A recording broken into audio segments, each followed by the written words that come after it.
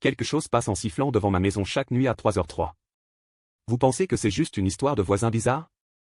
Attendez d'entendre la suite. Chaque nuit, quel que soit le temps, quelque chose descend notre rue en sifflant doucement. On ne peut l'entendre que si l'on se trouve dans le salon ou la cuisine, et toujours à exactement 3h03. Le son démarre faiblement, près du début de la ruelle, du côté de la maison des Carson. Nous sommes au milieu de la rue, alors le sifflement nous dépasse avant de s'éloigner vers l'impasse. Quand j'étais plus jeune, ma sœur et moi nous glissions parfois dans la cuisine pour écouter. Papa et maman n'aimaient pas ça, et on se faisait gronder s'ils nous surprenaient, mais ils n'étaient jamais trop durs parce que nous respections toujours la grande règle. Ne jamais chercher à voir ce qui siffle. Mon quartier est un endroit particulier. J'y vis depuis mes 6 ans et je l'aime beaucoup. Les maisons sont petites mais bien entretenues, avec de grands jardins et plein d'endroits où se promener. Il y a beaucoup d'autres enfants de mon âge, j'ai eu 13 ans en octobre. On a grandi ensemble, à jouer au ballon dans l'impasse et à passer d'un porche à l'autre l'été. C'est un bon endroit pour grandir, je le vois maintenant. Mais il y a 2 choses étranges ici, le sifflement de la nuit, et la chance.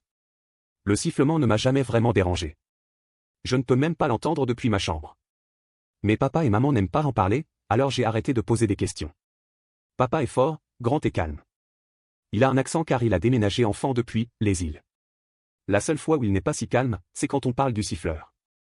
Il parle plus vite, ses yeux bougent plus vite et il nous répète de ne pas trop y penser et de toujours nous rappeler la grande règle, ne pas essayer de regarder dehors quand il passe. De toute façon, même si on voulait, on ne pourrait pas. Il y a des volets intérieurs sur chaque fenêtre, des panneaux de toile épaisse qu'on déroule du haut et qu'on verrouille en bas. Papa ferme et verrouille ses volets chaque soir avant d'aller se coucher et garde la clé dans sa chambre. Maman, je ne sais pas ce qu'elle pense du sifflement. Je l'ai déjà vu dans le salon à 3h03, quand le bruit commence. Je pouvais l'apercevoir si j'entrouvrais ma porte d'1 centimètre. Pas souvent, mais 1 ou 2 fois par mois, je crois qu'elle s'assoit sur notre grand canapé rouge et écoute. Le siffleur a toujours la même mélodie, joyeuse. Da da da da da dom. Da da da da da dom. Vous vous souvenez que j'ai dit qu'il y a 2 choses étranges ici? L'autre, c'est que tout le monde dans le quartier a beaucoup de chance. C'est difficile à expliquer, et papa n'aime pas qu'on en parle non plus, mais de bonnes choses arrivent souvent. Gagner un concours radio, décrocher une promotion, trouver un objet rare dans le jardin. Les jardins fleurissent plus que la normale, le climat est doux et il n'y a pas de crime. Des millions de petites bénédictions, dit souvent maman. C'est la raison pour laquelle on est resté ici.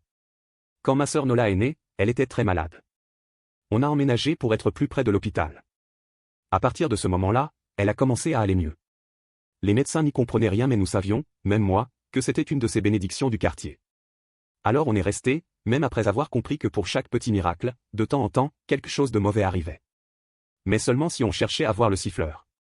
Il existe un comité d'accueil dans notre quartier.